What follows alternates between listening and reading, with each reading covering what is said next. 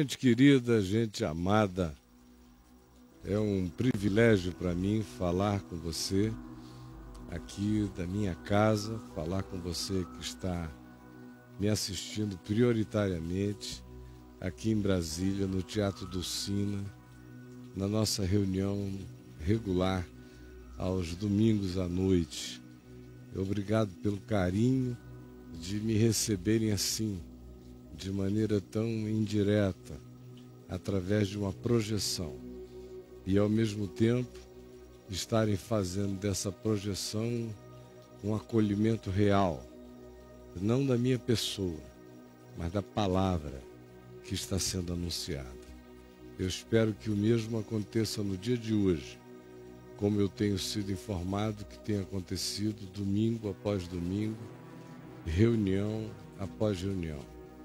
E quero também dar o meu bem-vindo a muitos outros, aos queridos que estão me vendo pela Vem Ver TV no mundo inteiro, em toda a terra, espalhados por este planetinha, aonde quer que você me assista, em fusos horários diferentes. Alguns estão assistindo de madrugada, tanto quanto alguns estão assistindo à tarde, outros estão assistindo de manhã. Não importa em que horário você esteja conosco, participe ao vivo aqui conosco agora de todo o coração. Eu quero ler para nós no Evangelho de Lucas, no capítulo 17, do verso 1 ao verso 10, que diz assim: Disse Jesus a seus discípulos: é inevitável que venham escândalos, loucuras, perplexidades, sustos, tropeços, desumanidades manifestas. É inevitável que o impensável, maligno se manifeste. Mas saibam, ai do ser humano pelo qual essas coisas vêm, não como um defeito moral ou de comportamento, mas como deliberação de ser contra a vida, de existir contra o bem, de existir contra o amor, de existir contra a paz. Ai do homem pelo qual essas coisas vêm, ai do ser humano que as institui como caminho para si mesmo, como vereda, e impõe isto ao próximo, de modo que a chegada dele é sempre seguida de susto, de perplexidade, de angústia, da inevitabilidade de um mal que a pessoa parece carregar em si, e até de um determinado prazer em se fazer demonstrar daquele modo.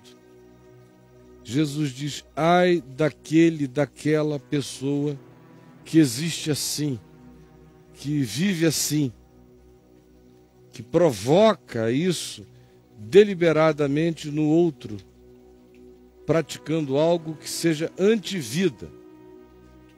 Ele não está falando de tolice, não gostei do que ele falou, não gostei do que, não entendi o que aquela pessoa falou, não penso assim. Não estava falando de idiotice. Ele está falando de desumanidades profundas praticadas contra o próximo. Não é guerrinha de palavras, é de ferimentos que atingem a vida, machucam, magoam, arrebentam, assustam, perplexificam, apavoram e deixam outro em estado de sequestro ou de esfacelamento, de esmorecimento, deixam outro quebrado, deixam o outro sem energia para ser, esvaziam-no. Jesus diz: melhor fora que esse que assim existe contra o próximo e contra a vida, pendurasse ao pescoço uma grande pedra de moinho, uma pedra de moenda, que tritura grãos pesadíssima e a amarrasse como um donut da miséria no pescoço e fosse atirado ao mar e pedisse: me joguem ao mar. Jesus disse: essa ação, pedir esse tipo de destruição, ainda seria mais sábio do que ficar vivendo sistematicamente para fazer tropeçar, fazer se angustiar, fazer desistir do amor, fazer renunciar ao bem, fazer o próximo se cansar da sua esperança, fazer qualquer um desses que estão precisando apenas viver e serem estimulados, se cansarem de ser e desistirem do bem.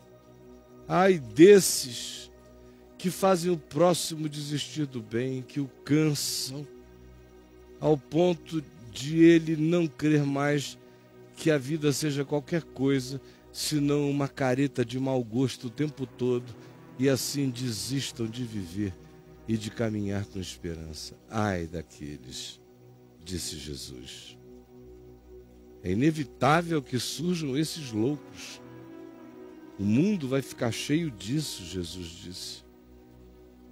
Mas ai daquele que assim fizer. Era muito melhor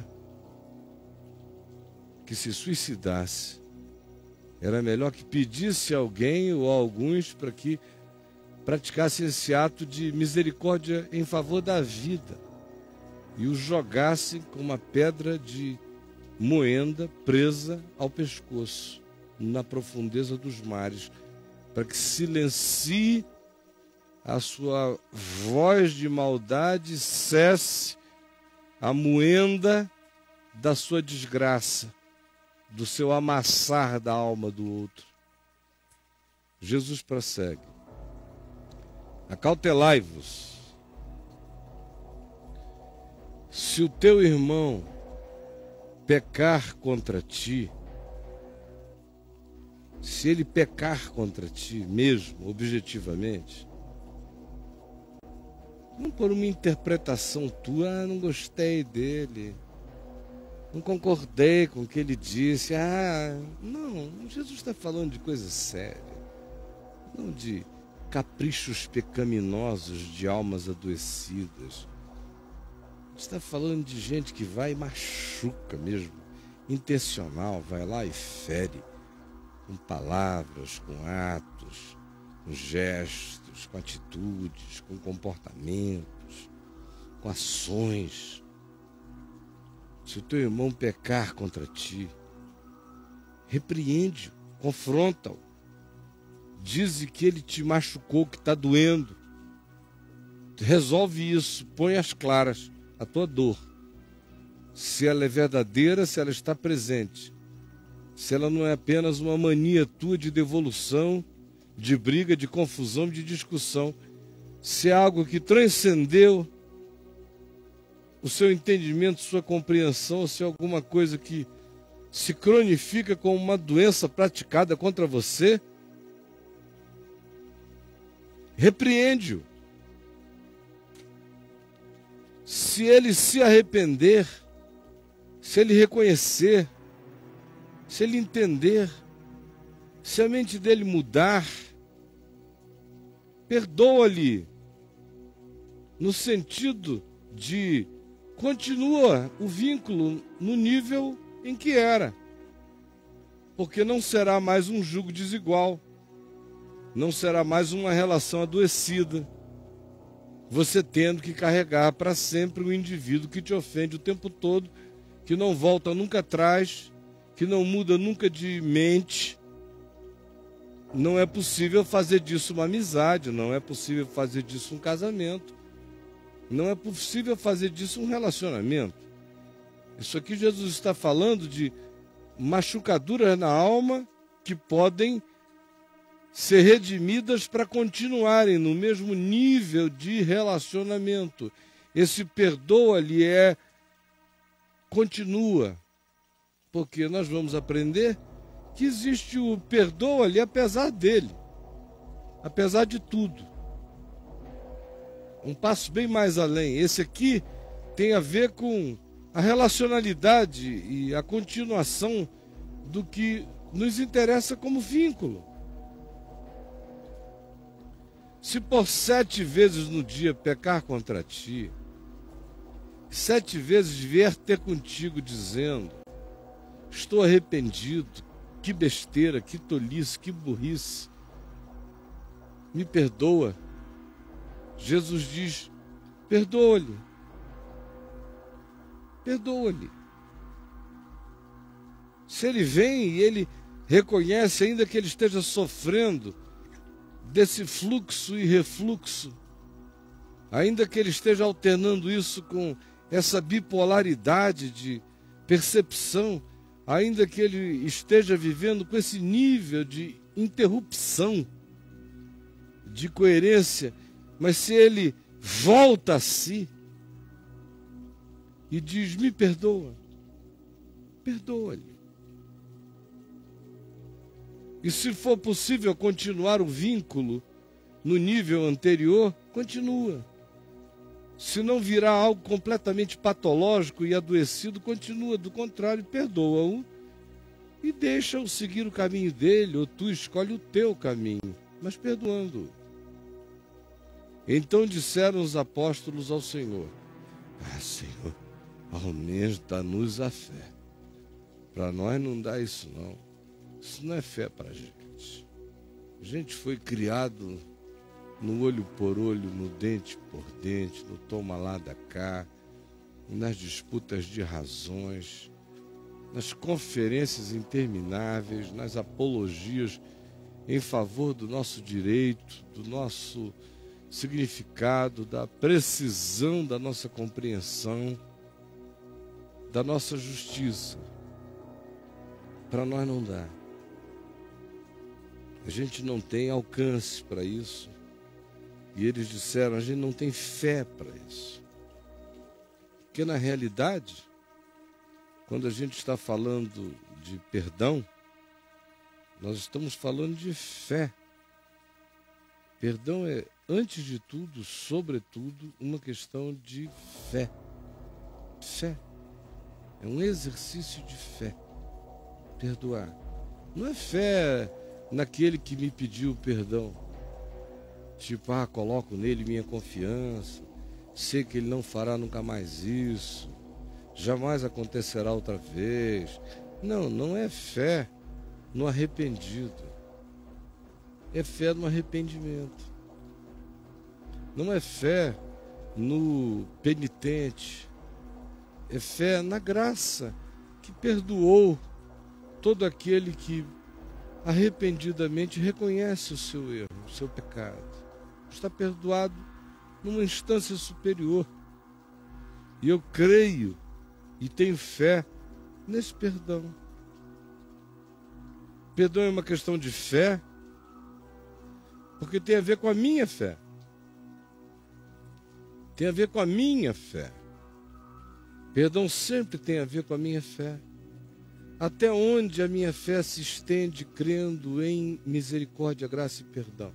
Essa é a questão. Até onde a minha fé se estende? Porque a minha capacidade de perdoar será equivalente à minha capacidade, primeiro, de me ver, me reconhecer como um ser carente de toda graça, misericórdia e perdão. Porque dentre os pecadores eu tenho certeza que eu sou o principal. Porque eu tenho essa consciência e me enxergo assim. Se eu quero ter paz com Deus, eu preciso ter uma fé que alcance isso. Uma fé que alcance a possibilidade de que um cara como eu seja perdoado. Então, se eu acho que eu sou um cara que quase não preciso de perdão nenhum, então eu não vou perdoar quase ninguém. Só vou perdoar os que perderem moralmente de mim só um pouquinho, porque os que perderem muito moralmente de mim eu não perdoarei jamais. De acordo com o meu olhar, o meu escrutínio externo. Então, se eu me vejo um são praticamente perfeito, que quase não precisa de médico, eu serei intransigente, sem misericórdia, sem perdão, para aplicar o coração de ninguém, porque eu vou sempre achar que os outros são todos os grandes idiotas que não vivem uma vida de acordo porque não querem. Porque eu consigo. Estou aí quase 100%. Existo num estado moral de mim para mim que eu posso dizer que alcancei praticamente 100%, minha gente. Quase lá. Não direi que é 100% porque vocês iam pensar que eu sou arrogante, eu não sou. Ora, esse tipo de cara é o diabo. Esse sujeito, Deus me salve dele, Deus me livre dele. Tê-lo por perto é ter demônios te olhando, te enxergando. Foi mais ou menos esse público, foi exatamente esse, aliás, que estava sempre procurando estar à volta de Jesus para perturbar a todos aqueles aos quais a graça de Deus alcançava. São esses indivíduos. Por outro lado, se eu digo, como Paulo diz, fiel é a palavra e digna de toda aceitação, que Cristo Jesus veio ao mundo salvar os pecadores, dos quais eu, Caio Fábio, sou o principal. Aí, como consequência de dizer isso, não como uma verbalização que não transcende o vernáculo, o dito, mas como uma convicção, se eu disser isso entre a boca e o coração, confessando com a boca o que no coração eu creio para a justiça, se for verdade para mim, e se virar coerência, apesar de toda a minha relatividade da minha prática, essa consciência sobre o meu estado de carência total de Deus, o resultado disso é que eu serei misericordioso, generoso, compreensivo, indulgente frequentemente. Não um indivíduo que indulge no sentido de autoindulgência, mas indulge que perdoa. Que olha, que enxerga, que não nega, porque a partir de si mesmo sabe quem o outro é ou como o outro pode ser, porque eu carrego em mim o potencial de todos os homens doentes da Terra, de todos os seres monstruosos do planeta. Esse potencial me habita. Eu reconheço isso, sou grato a Deus por viver sob a graça e de estar sendo conduzido pela misericórdia em triunfo que só depende da suficiência do amor de Deus que vem dele para mim. Por isso, em relação ao meu próximo, Jesus diz que eu tenho que ser misericordioso. Bom, por isso os discípulos disseram: aumenta-nos a fé. Porque perdão é uma questão de fé. Uma fé que faz no mínimo essas 3 leituras. E que aí se enxerga. Bom, se eu me enxergo assim, a consequência disso é que quem quer perdão para sempre, quem quer misericórdia todos os dias da sua vida, quem quer viver sob a imputação da bondade de Deus todos os dias da sua vida, imputa graça, misericórdia e indulgência generosa para com a condição humana, ao invés de se tornar diabo do próximo. Aumenta-nos a fé, Senhor. Foi o que eles disseram.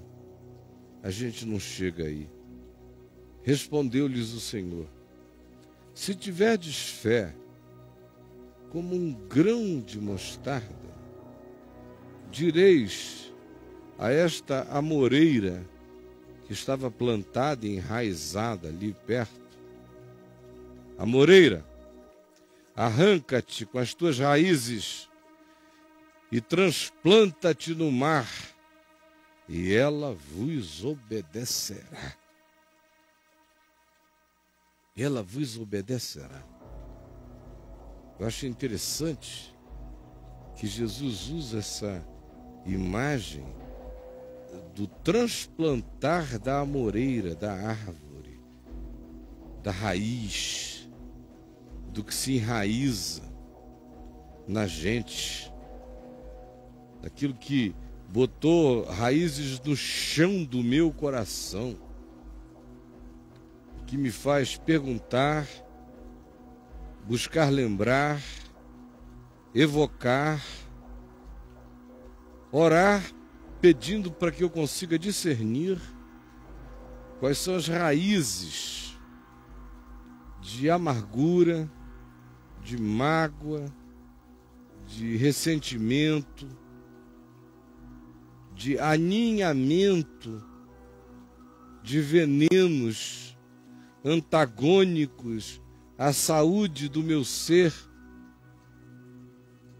Sim, eu sou chamado a verificar essas raízes e essas penetrações, sabendo, disse Jesus, que se eu tiver fé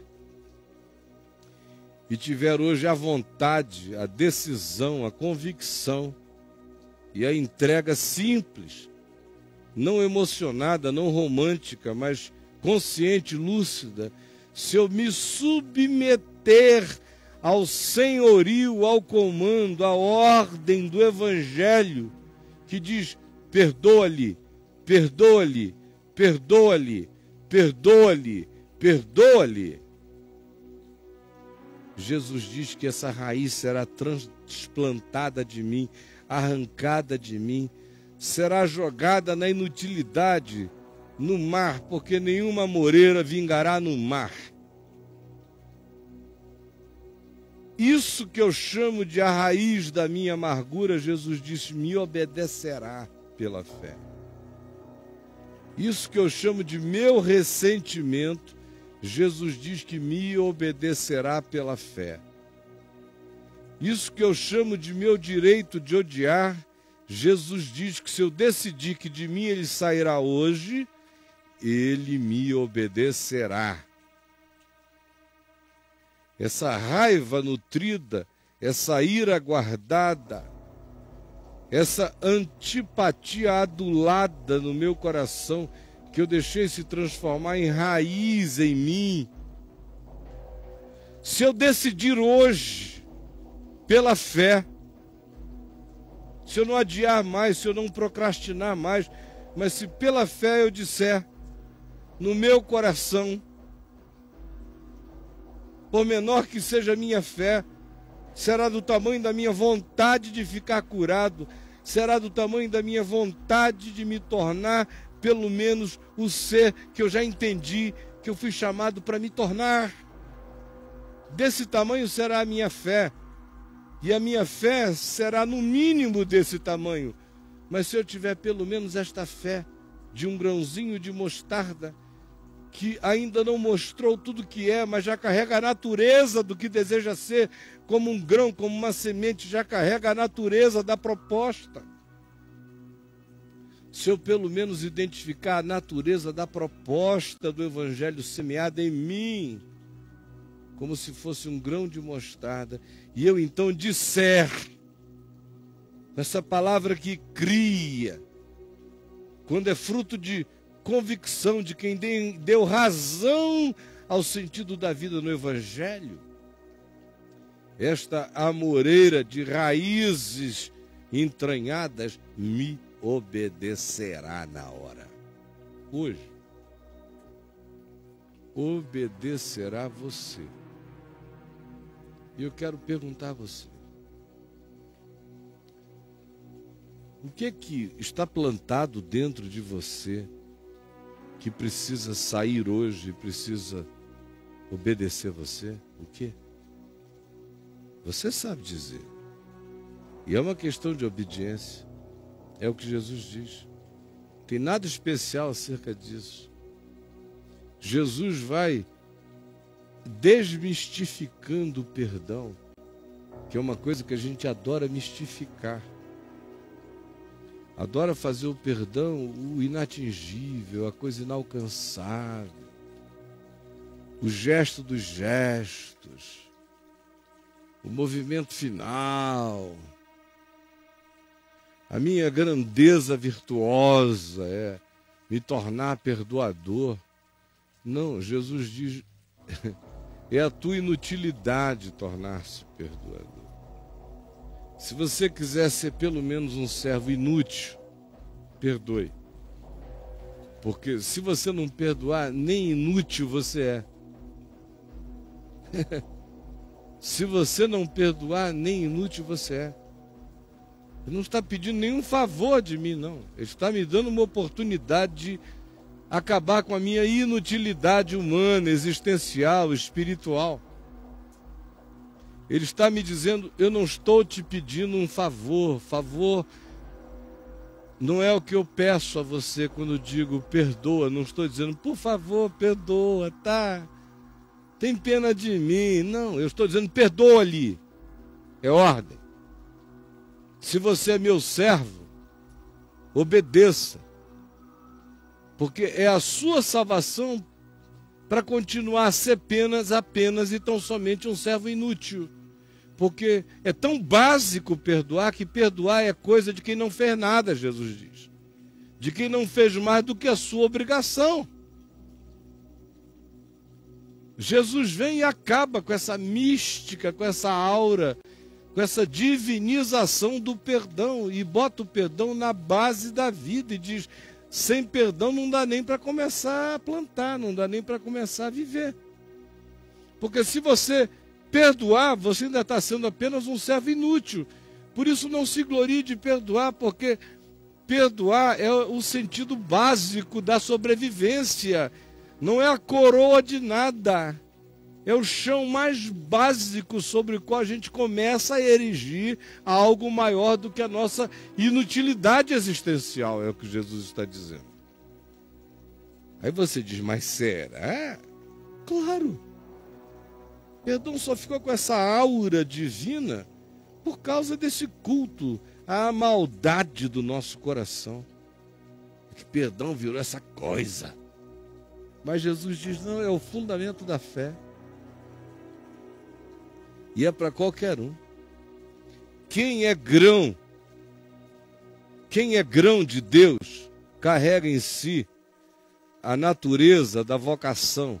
A natureza da vocação, por menor que seja o grão, já a habita. De modo que se você ativar a natureza da sua vocação, que é ser um ente do amor, e um ente do amor num mundo caído é um ente do perdão, você dirá a qualquer raiz de amargura no coração, sai daqui e ela te obedecerá. Hoje já. E olha só como ele prossegue dizendo que tudo é uma questão de obediência, que não entender a basicalidade disso e querer transformar perdão em divinização do ser é não ter entendido o fundamento primeiro no qual a vida da gente é erigida. Perdoa as nossas dívidas, assim como nós perdoamos os nossos devedores. É onde todo o processo da graça se alimenta e se retroalimenta em mim, em você e em qualquer ser humano do planeta. Pois, Jesus diz no verso 7, qual de vós, tendo um servo no caso aqui sou eu, ele está fazendo a gente sentar no lugar de um senhor para ver se a gente raciocina. Especialmente com as categorias que no primeiro século as coisas se caracterizavam e todo mundo entendia. Qual de vós, tendo um servo, um funcionário doméstico da casa, ocupado na lavoura, ou em guardar o gado, um capataz da casa da fazenda do sítio, lhe dirá a esse servo, quando você voltar, ou quando ele voltar do campo, quando o seu servo voltar do campo, você dirá a ele, porventura, vem cá, meu servo, rapidinho, senta aqui na mesa logo e come, por favor, come. É assim que você faz? Ou Jesus diz, ou não é assim, por exemplo, que antes de dizer, vem aqui, põe-te à mesa, meu querido funcionário, e come, a natureza da relação não é essa? Que você primeiro diga, prepara a minha ceia, veste-te direito, toma banho, lava-te, vem, e põe a minha comida, e enquanto eu como, enquanto eu bebo, tu comerás e tu beberás, mas primeiro vem aqui e me serve. Eu sou o Senhor, tu és o servo. Não é assim que é, Jesus disse. E uma vez que isso tenha feito, e o cara tenha vindo do campo, da lavoura, tenha chegado, e ao invés do seu Senhor ter dito a ele, senta logo, meu servinho querido, vai comendo a tua comidinha, depois você dá um jeito em mim. Ao contrário, se não tiver feito nada disso, mas tiver dito, por favor, prepara o meu almoço, o meu jantar, vista-se, tome seu banho, vem aqui e sirva-me, porque enquanto eu estiver comendo, você vai comer e você vai beber. Jesus diz, porventura, ao assim fazer e ao assim agir, esse Senhor terá de agradecer ao seu empregado por este ter feito o que lhe havia ordenado, se aquilo já fazia parte de um pacotão geral. Ele ainda tem que dizer, olha, obrigado, porque você veio do campo e fez isto para mim. Você é uma maravilha. Todos nós conhecemos as nossas relações de trabalho e sabemos que há coisas embutidas no nosso pacote funcional que fazem parte. Não fazer é receber repreensão. Fazê-las a gente faz sem esperar que ninguém diga, oh, deixa-me aplaudir-te, pelo óbvio. Assim também vós, depois de haver desfeito o que eu vos tenho ordenado, e o que ele tinha ordenado? Perdoa-lhe. Ele se arrependeu, perdoa-lhe. Ele se arrependeu, dá chance nova a ele na vida. Se é algo que vale a pena que a chance aconteça também na tua vida em relação a ele, deixa-o voltar, do contrário, perdoa-o e deixa-o seguir. E qual de vocês, em tendo feito isto, em tendo perdoado,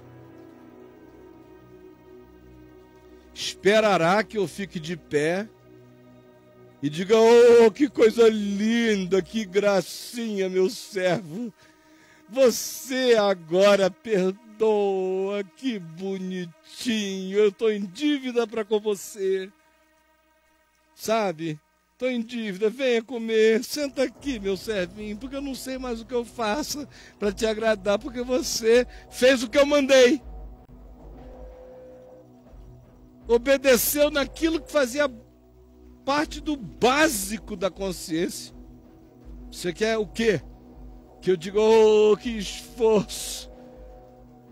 Porque tu perdoaste? Se tu és apenas um perdoado, quem não perdoa, está perdido. Quem perdoa, se tornou apenas um servo inútil. Porque perdão não é coroa de nada, é minha salvação. Irai-vos e não pequeis, Paulo diz. Nem deis lugar ao diabo.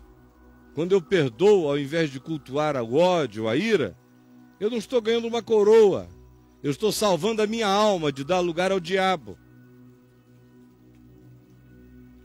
Quando Paulo diz: perdoemos a ele, todos nós, aquele homem que estava transando com a mulher do pai e que depois se arrependeu. Paulo recomendou aos irmãos lá de Corinto que o perdoassem e que ninguém ficasse retendo nada contra ele para que o cara não fosse consumido por excessiva tristeza. E disse: perdoemos-lo juntos, todos nós. Façamos-lo saber disso, para que Satanás não alcance vantagem sobre nós. Quando eu perdoo, eu não estou ganhando um galardão. Eu estou vencendo o diabo, só isso. De modo que perdoar não é um coroar-me, não é fazer de mim agora um servo útil. Não, é me salvar da minha perdição e me categorizar como um servo inútil, que é aquele que faz o que está ordenado. E o que está ordenado é: recebeu graça, pratique graça. Recebeu perdão, pratique perdão. Recebeu misericórdia do alto ou não? Seja misericordioso. Sua vida é um milagre de bondade, de providência divina. Você come aquilo que você não trabalha para merecer, respira o que você não produz. Você absorve aquilo que você não gerou o dia inteiro. Seja grato. As misericórdias do Senhor se renovam sobre você e sobre mim a cada manhã. E a ordem de Deus é: quer ser meu filho? Haja como eu, que renova misericórdias a todos os dias. Seja longânimo, assim como eu em Cristo vos tenho perdoado, diz o Senhor, assim também perdoai vós ao próximo. E sereis apenas servos inúteis. É preciso acabar. O diabo plantou no coração da gente essa ideia de que perdoar é a coroa de glória, perdoar é a minha salvação, é ficar livre do mal. Se eu não perdoo, o mal me toma. Perdoa as nossas dívidas, assim como nós perdoamos os nossos pecadores, e livra-nos do mal. Porque se eu não perdoo, o mal já me possuiu. É uma ordem de salvação. É uma tirania de bondade. É um juízo de graça. Perdoa-lhe. É um imperativo do déspota do amor. Perdoa-lhe. Isso será apenas tua salvação, não teu galardão. Teu galardão virá dos teus prazeres de amor, de alegria, de bondade. Perdoar é apenas se fazer bem. Perdoar ainda é o ato mais básico que eu pratico em meu favor. Agora preste atenção. Num mundo como esse nosso, que é um mundo caído, cheio de maldade, de ódio, de implicância, de mesquinharia, de gente esquisita, de bipolaridades, mau humor.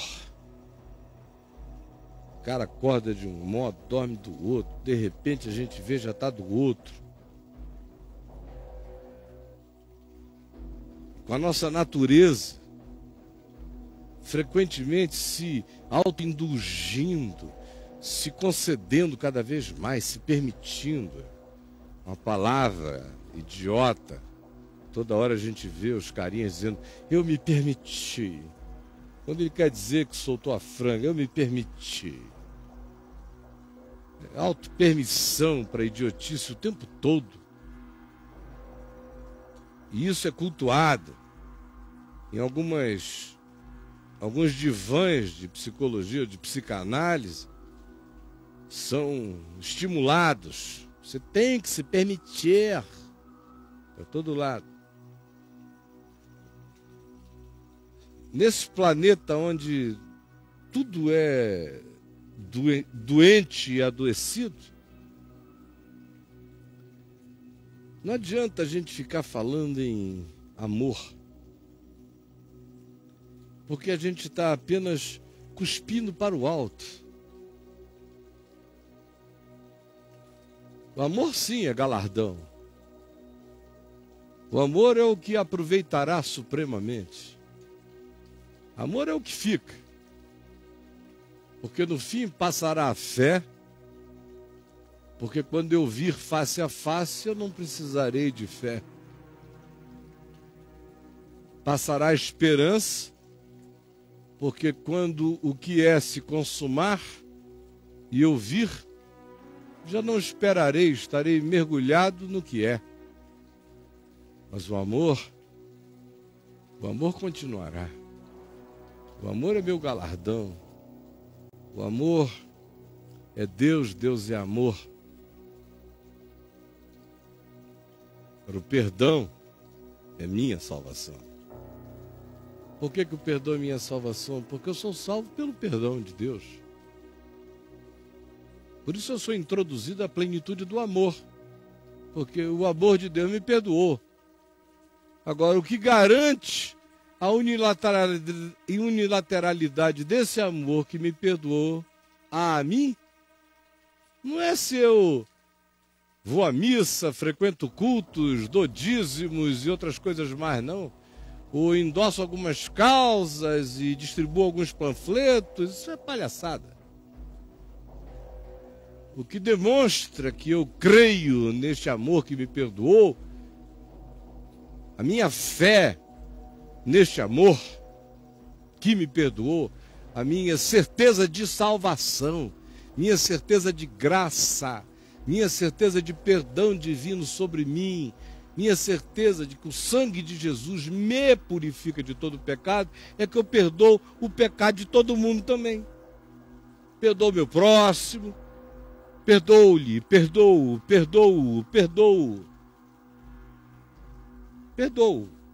Se nós não ficarmos mais juntos, andamos juntos, mas ele irá embora perdoado.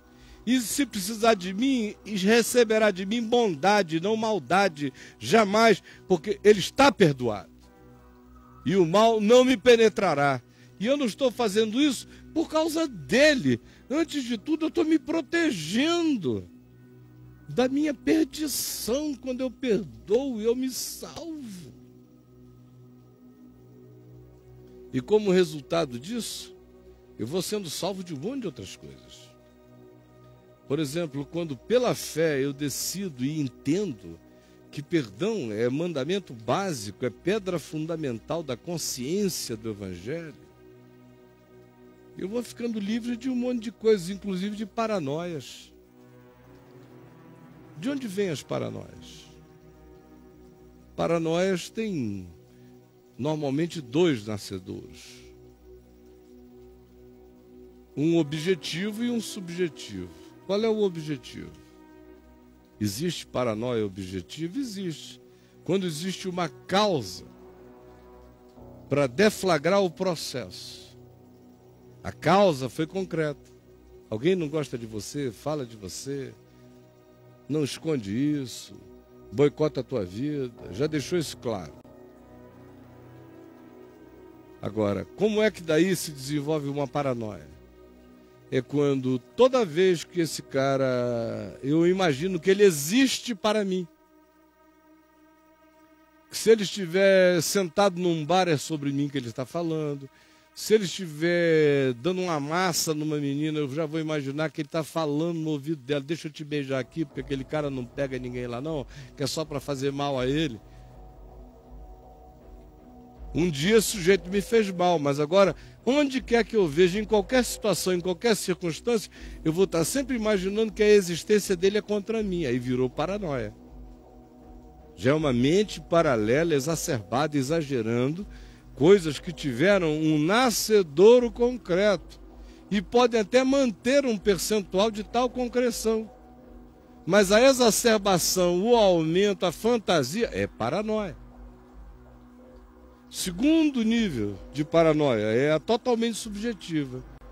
Aquele a quem eu atribuo a confabulação, a conspiração, a raiva, a zanga, a antipatia, o ódio, a amargura, o que quer que seja contra mim, não tem nada disso contra mim, não está pensando em mim, não se ocupa comigo, às vezes nem me conhece tão bem, não pensa mesmo, está em outra.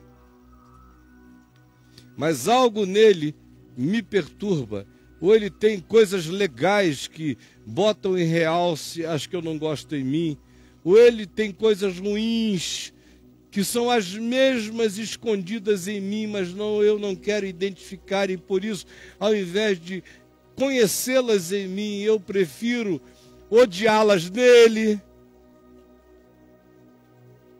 Ou porque ele me lembra alguém que me traumatizou, ou ele cheira como alguém que me fez mal, ou ele tem uma risada de um tipo que não me agrada. Só Deus sabe como isso vem, como brota, ou não é nada disso. Ele não é nada disso, mas na minha cabeça ele é uma outra pessoa.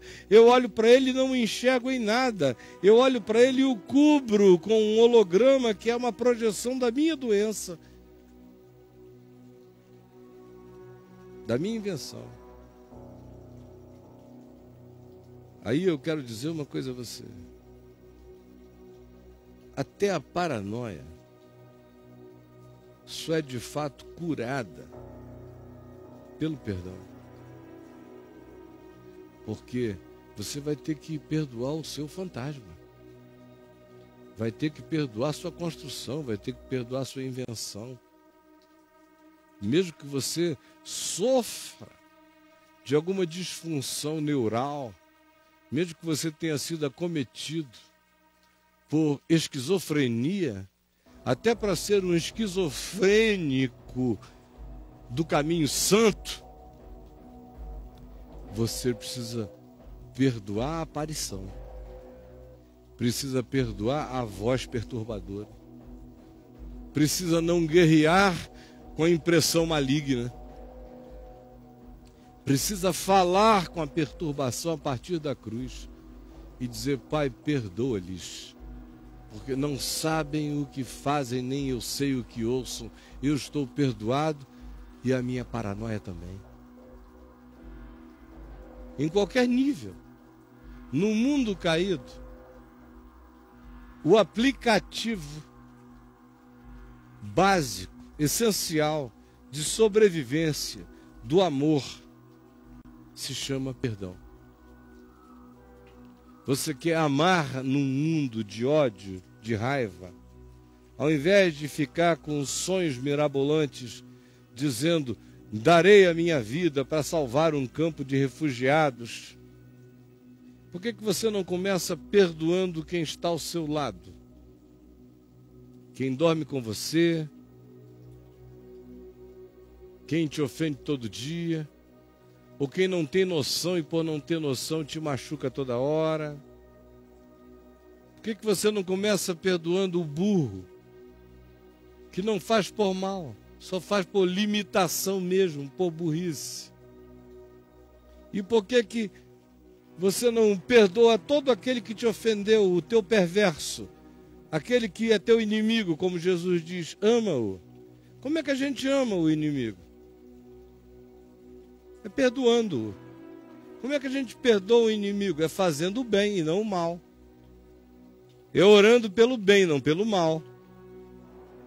É praticando aquilo que realiza o bem e não o mal. Assim se ama o inimigo, com um perdão prático. Simples, uma questão de fé. E tudo mais será uma questão de fé. E eu me tornarei mais dilatado para perdoar quanto menos eu achar que isso me diviniza. E quanto mais eu achar que isso apenas me torna um servo inútil, apenas um humano entre os humanos. Porque é assim que tem que ser. Porque se todos pecaram e todos carecem da glória de Deus, todos os perdoados alcançados pela glória de Deus, precisam perdoar com a mesma extensão universal da graça que os atingiu. E não há nada de especial nisso.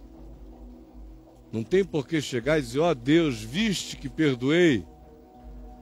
Tu vês como eu perdoo a quase todo mundo, agora me dá uma chance de que dessa vez agora eu me vingue só um pouquinho. Servo inútil. Servo inútil. É o que com a graça de Deus eu conseguirei me tornar. Se eu apenas perdoar. Se eu apenas perdoar. Não há nenhuma coroa nem diadema de glória na minha cabeça, porque eu perdoe você ou porque você me perdoe. E Deus não tem que dizer: daqui para frente botarei tapete vermelho. Porque quando eu perdoo, eu me salvo. Quando eu perdoo, eu me curo. Quando eu perdoo, eu mato a raiz das paranoias. Quando eu perdoo, eu elimino a raiz das neuroses persecutórias da minha alma contra o próximo. Quando eu perdoo, eu fico salvo do amargor do meu processo emocional. Quando eu perdoo, eu me liberto sempre de novo para a vida. Quando eu perdoo, eu exerço a graça de consentir que o sol renasça como luz de vida em mim. Quando eu perdoo, eu me salvo de flechas do diabo, de vantagens de Satanás contra a minha alma. Quando eu perdoo, eu fecho a porta para demônios e penetrações e ninhos de maldade que me destruirão. Perdoar não é nenhuma vantagem que não seja apenas aquela que me vem e me salva. Por isso, meu querido, minha palavra a você hoje é: não fique achando que você está sendo chamado para qualquer coisa elevada. Perdoar é o que a gente tem que fazer quando anda no chão da terra, onde a gente suja os pés no caminho, todos nós, e a gente lava os pés uns dos outros todos os dias. E ninguém tem que voltar para cima e ficar esperando que Deus diga: oh, você perdoou, meu filho? Então deixa que amanhã eu vou resolver todos os teus problemas. Deixa que as duplicatas serão canceladas.